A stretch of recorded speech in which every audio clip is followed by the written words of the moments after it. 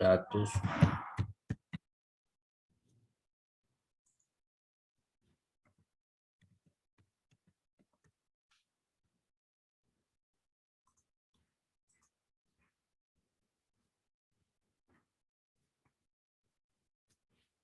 Entonces aquí tenemos masa 2,5 kilogramos.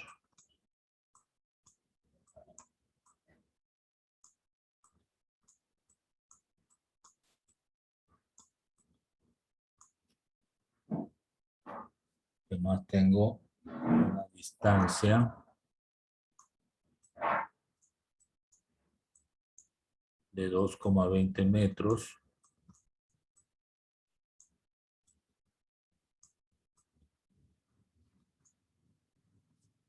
Hay una fuerza de 16 newton.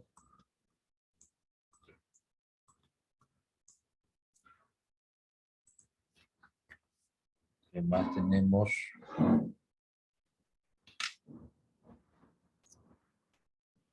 tiempo 3,8 segundos.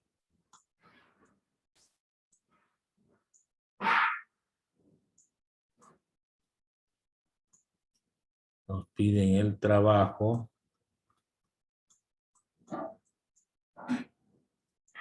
y nos piden la potencia.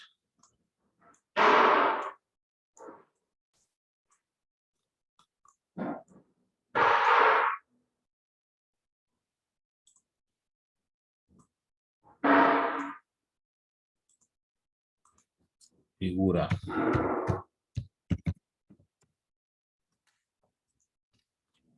Bueno, la figura se supone que es una superficie horizontal.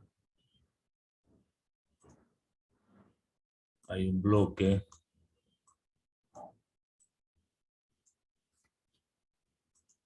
A este bloque se le aplica una fuerza inclinada.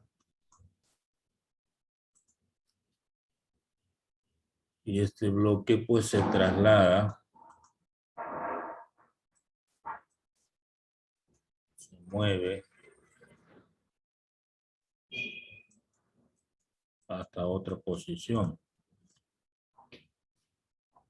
Entonces tendríamos que doblar aquí de una fuerza que lo mueve horizontalmente.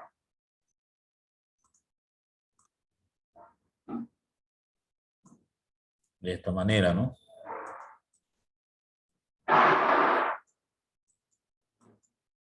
Aquí se forma un rectángulo paralelogramo.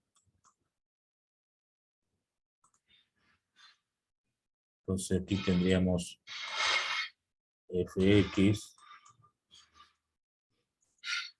Ff. Este es un ángulo de 25 grados.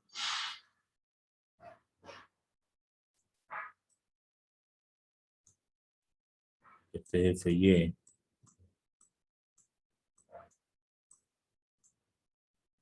Tiene un peso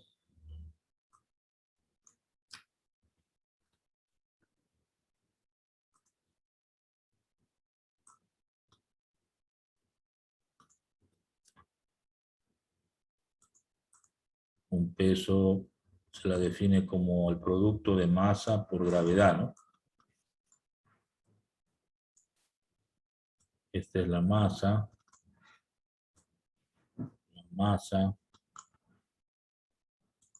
Por acá tendríamos la distancia.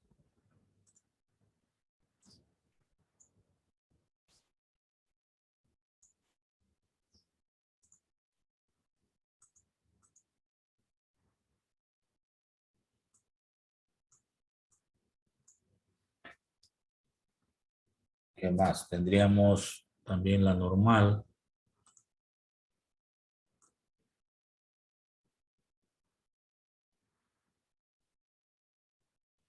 Más o menos por ahí. Este sería la normal.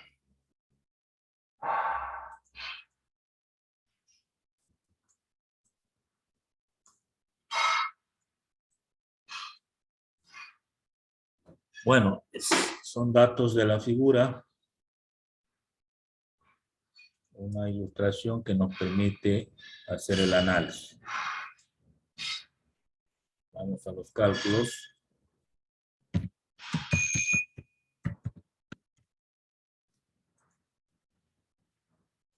Para los cálculos necesito hallar el trabajo.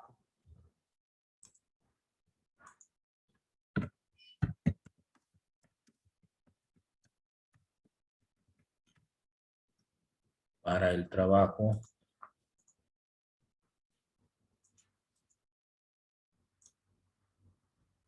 la fórmula que aplicaría sería Fx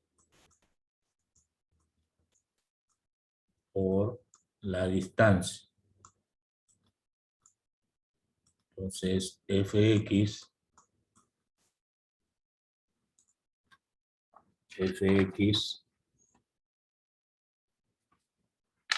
es igual a F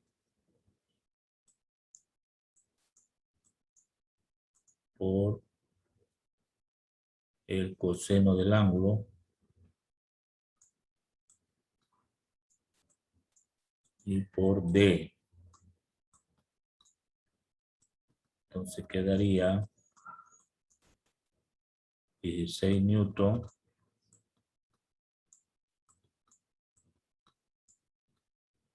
por el coseno de 25 grados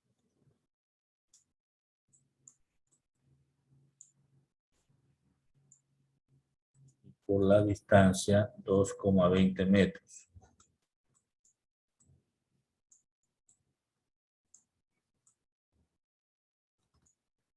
Entonces el trabajo va a ser igual a 31,90 Joule. Este sería el trabajo.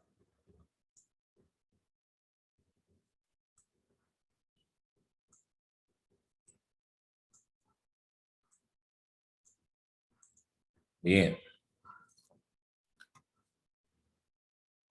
Nos faltaría la potencia.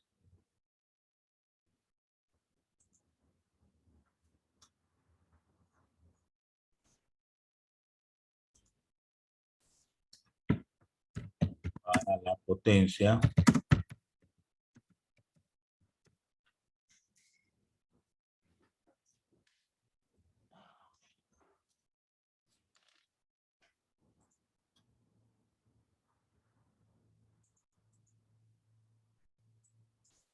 una fórmula de potencia es trabajo,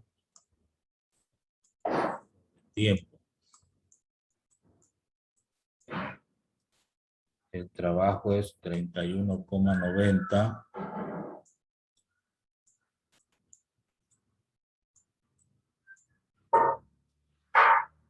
Joule sobre tiempo. El tiempo es 3,8 segundos. 3,8 segundos. Entonces, la potencia es igual a 31,90 dividido para 3,8, 8,40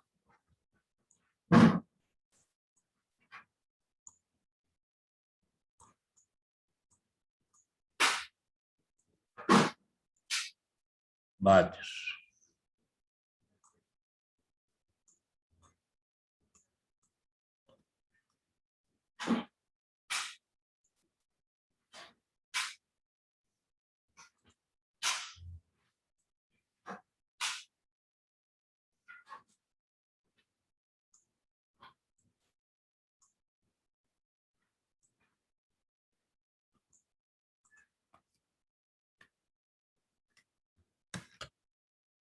$8,40 vatios es lo que sale en este problema.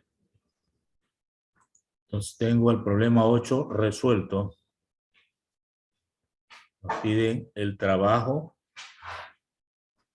realizado por la fuerza aplicada. En este caso es la componente horizontal Fx y la potencia mecánica ejercida en 3,8 segundos. Hasta ahí pues alguna pregunta. Veamos ahora un fundamento con tema diferente.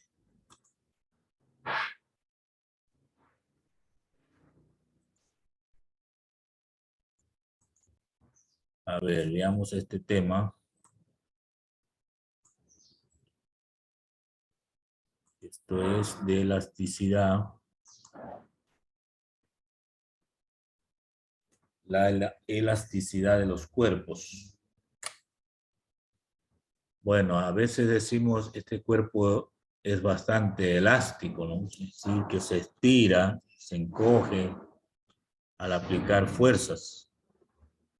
Entonces, ciertos cuerpos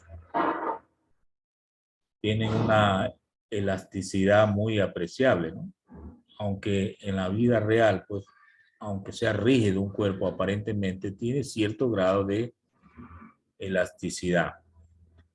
¿Qué es la elasticidad? Es una propiedad que tienen cuerpos de deformarse cuando se aplica una fuerza.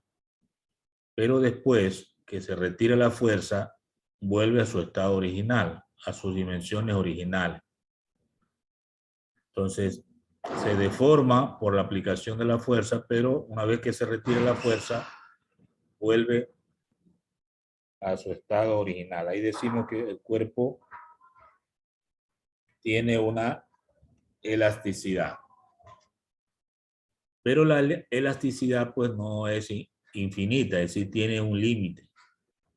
Vamos a suponer que usted tiene un resorte, lo estira, lo sigue estirando, llegará un momento en que lo deforma definitivamente y puede llegar hasta romperse. Un resorte es un material elástico. Hay también otros materiales como por ejemplo material plástico, material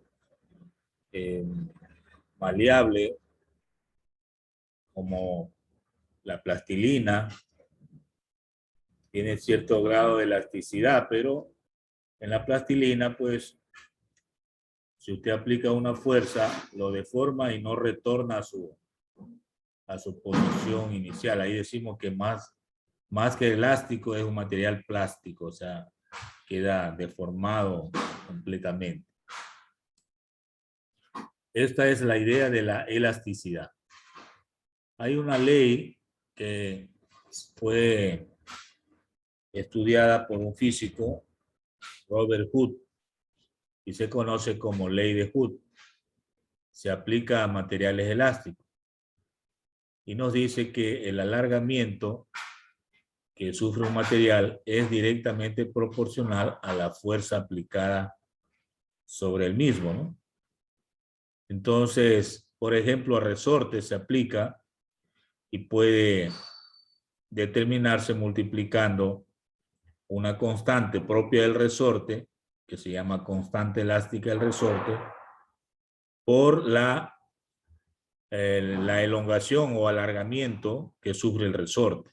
Como se ve en la imagen, hay un resorte, se coloca un peso y este se alarga una longitud X.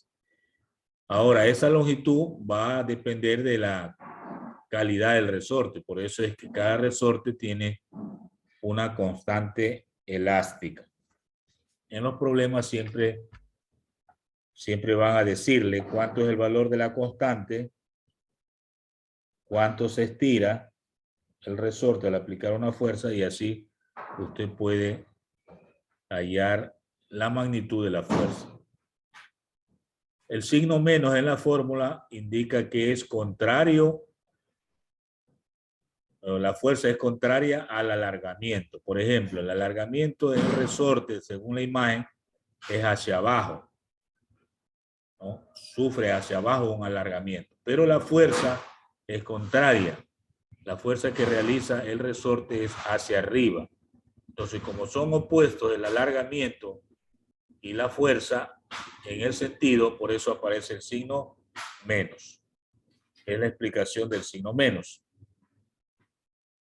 Hay algunas constantes que se le llaman módulos. Por ejemplo, el módulo de Young, se escribe Young, se aplica más cuando hay un alargamiento longitudinal. Es el comportamiento de un material elástico que se le estudia como constante o módulo de Young. Ahí se aplica tanto para la compresión como para la tracción. A este esfuerzo, que se llama módulo de Young, puede determinárselo dividiendo la fuerza sobre el área dividido para el alargamiento para la longitud inicial. Entonces, de allí que el módulo de Young es esfuerzo sobre en este caso, se llama comportamiento elástico en forma de longitud, de formación longitudinal, se llama.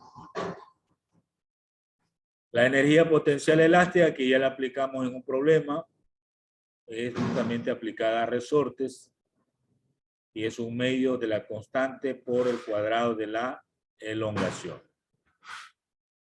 Una magnitud importante es el impulso, ¿verdad? El impulso que se da a un material para que entre en movimiento. Y este resulta siempre multiplicar la fuerza por el tiempo en el que actúa dicha fuerza. Allí vamos a tener una nueva unidad, Newton segundo, que en el sistema internacional significa magnitud impulso. Es un vector. También hay otro término que mucho participa en los problemas, que se llama cantidad de movimiento lineal. Y se lo determina también como una magnitud vectorial en la que se define la masa y la velocidad. Si multiplica esos dos valores, masa y velocidad, tenemos cantidad de movimiento lineal. Entre mayor masa y mayor velocidad tendríamos mayor cantidad de movimiento lineal. También algunos físicos le llaman momentum lineal y lo vamos a representar con la letra P minúscula. También hablamos de cantidad de movimiento angular cuando relacionamos el momento de inercia en la rotación con la velocidad angular. Si multiplicamos esas dos magnitudes, momento de inercia con la velocidad angular, tendríamos lo que llamamos cantidad de movimiento angular y se lo determina con la letra L. L significa cantidad de movimiento angular y se obtiene al multiplicar el momento de inercia, repito, por la velocidad angular. En la imagen vemos a una persona, una mujer, que gira con los brazos extendidos arriba y luego los encoge. Para mantener la misma cantidad de movimiento angular, en la parte de abajo aumenta la velocidad angular, porque se redujo En este caso, pues, el radio de giro. Al extender los brazos, pues aumentamos el radio de giro. Es decir, el momento de inercia varía. Recuerde que el momento de inercia es masa por el radio de giro al cuadrado. Si reducimos el radio de giro, encogemos los brazos, la persona va a girar mucho más. Hemos visto, por ejemplo, en programas de televisión, las personas que están haciendo movimiento en una pista de hielo, en patines. Entonces pueden girar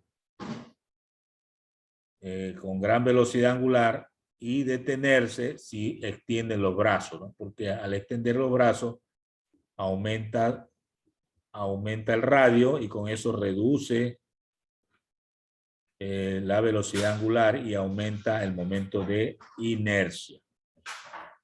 Es importante tener ese tipo de análisis en los fenómenos que se presentan como diversión en una pista de hielo.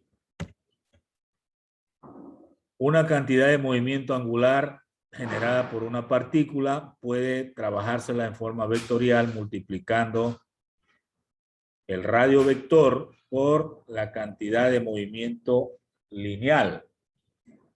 Y eso significa radio por masa y por velocidad lineal. Son cosas que vamos a ir viendo cada vez que resolvamos un problema aplicado a esta materia.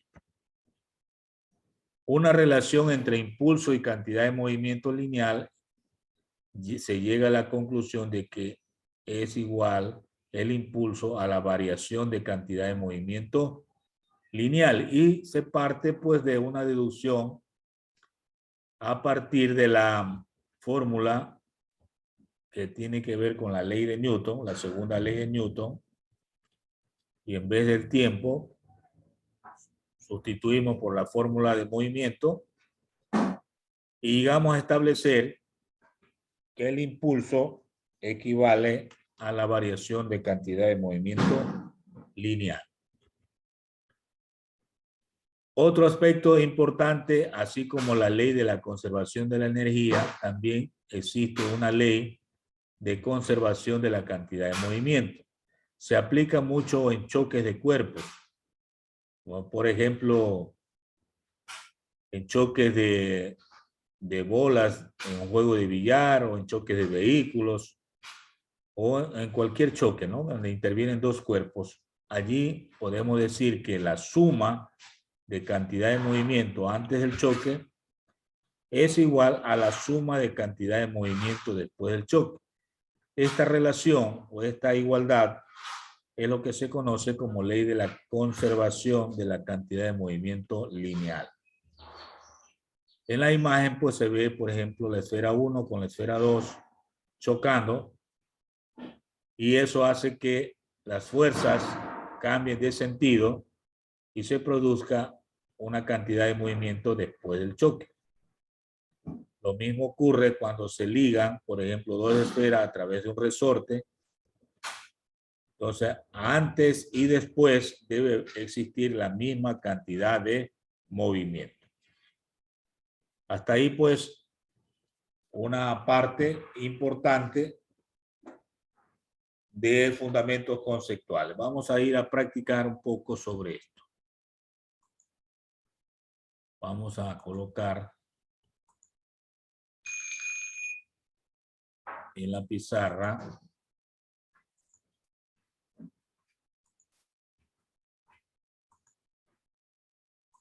problemas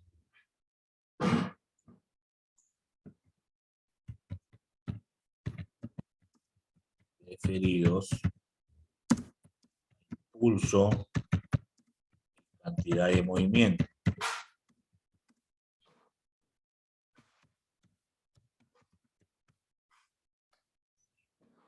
Movimiento lineal.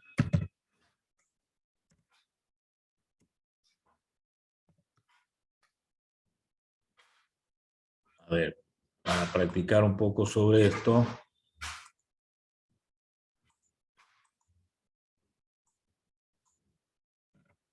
Tenemos Tenemos uno.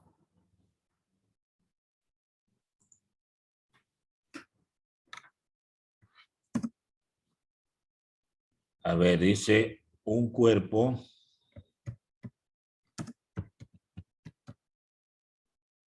de 3 kilogramos es impulsado a fuerza pasando de 5 metros por segundo a 20 metros por segundo en 15 segundos.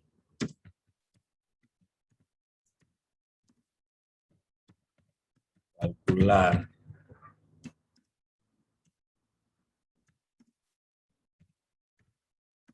la cantidad de movimiento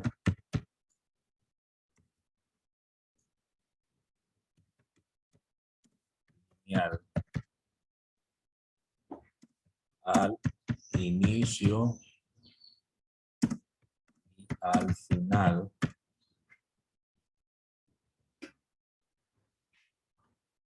y al final del movimiento. O podríamos ser en vez del movimiento, porque ya tenemos la palabra movimiento de la operación, ¿no? Ya, ahí está mejor. Literal B, el impulso que se aplica.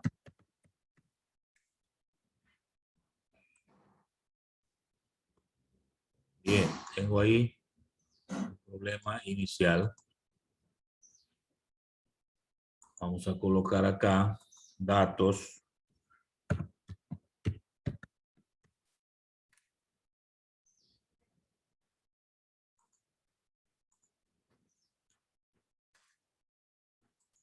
A ver, tengo una masa. 3 kilogramos.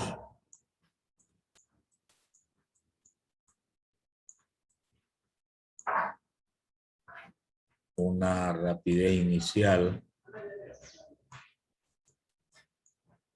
de 5 metros por segundo.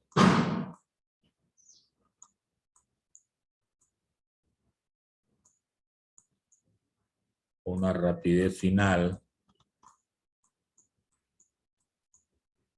de 15 metros por segundo.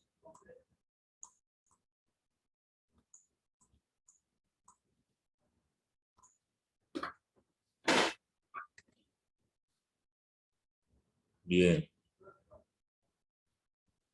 Tiempo 15 segundos.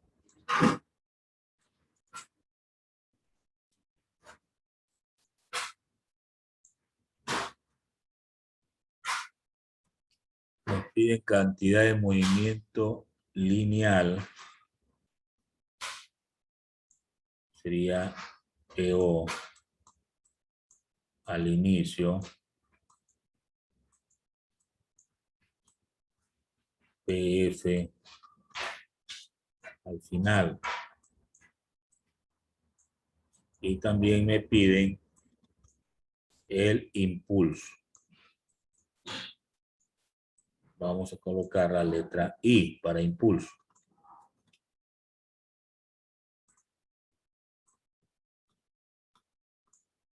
Entonces vamos a escribir acá cálculos.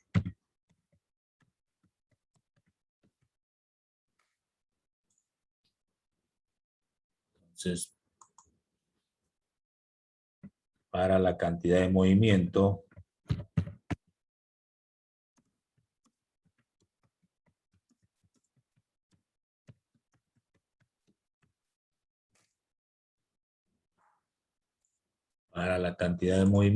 tenemos la fórmula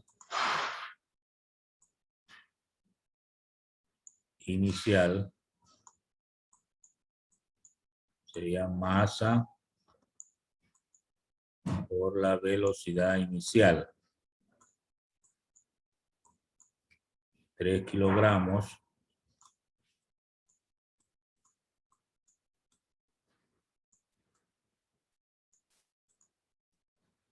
por la velocidad inicial, 5 metros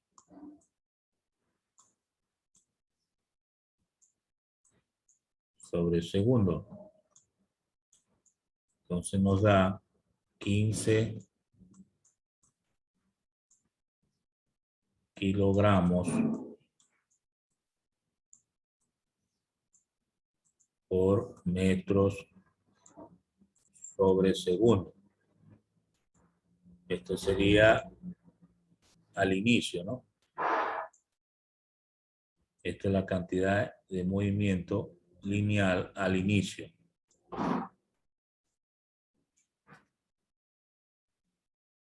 Ahora la final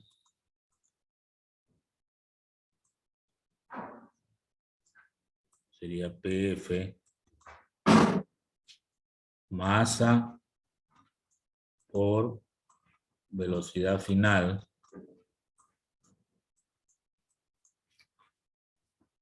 tres kilogramos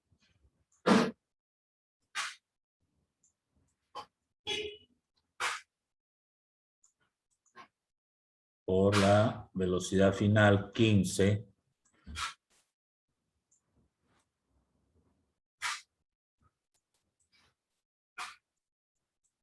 Entonces 3 por 15 es 45 kilogramos por metro sobre segundo.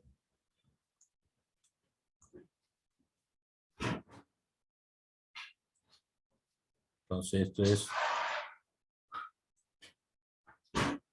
la cantidad de movimiento final.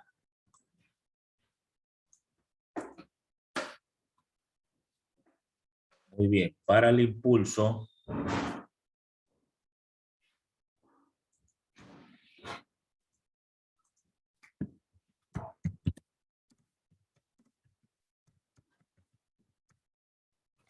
recordamos la fórmula. No había como ahí, me deja ver lo que yo recuerdo. ¿Ya?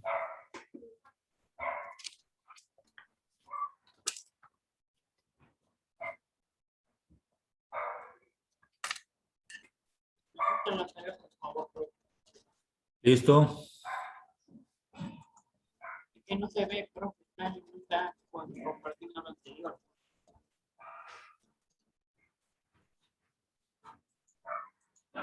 Para el impulso,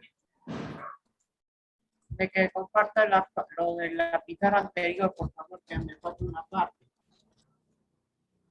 sé que habla, pero no le escucho, no le entiendo.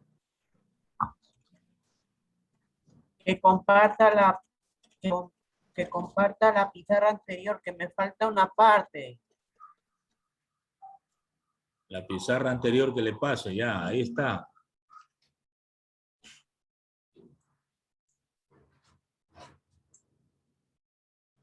Pero, profe, no se ve.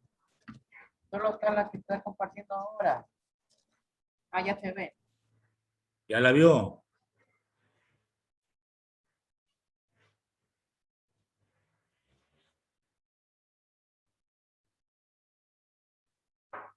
Confirme.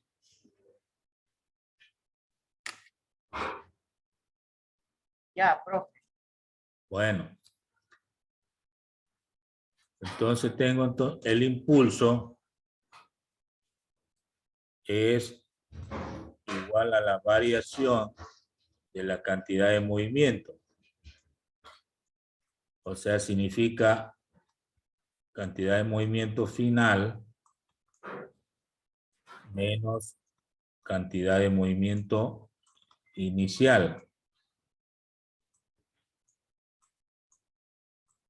El impulso entonces va a estar dado cantidad de movimiento final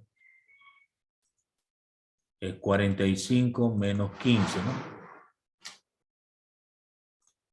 45 menos 15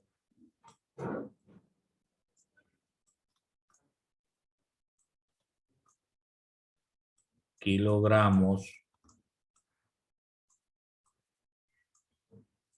por metro sobre segundo. Lo que nos da 30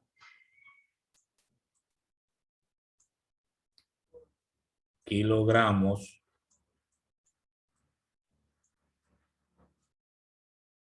por metro sobre segundo. Pero cuando se mide en esta unidad, pues lo transformamos en newton por segundo. O sea, esto equivale a decir 30, a ver, sería kilogramo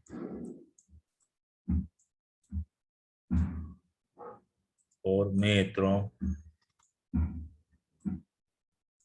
sobre segundo, y esto multiplicamos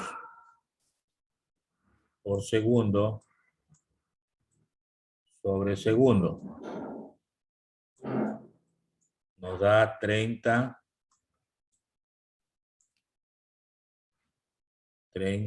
kilogramos metro sobre segundo cuadrado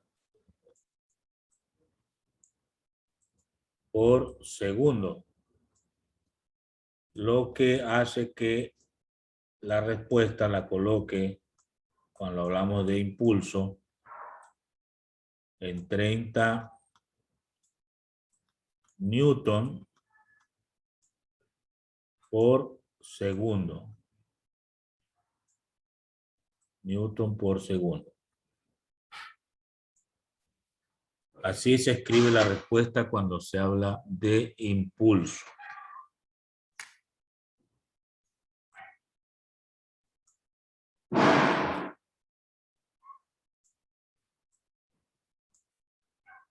¿Ok?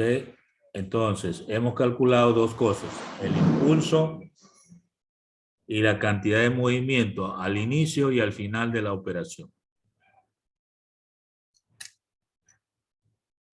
Bueno, quedamos por ahí porque el tiempo se ha agotado.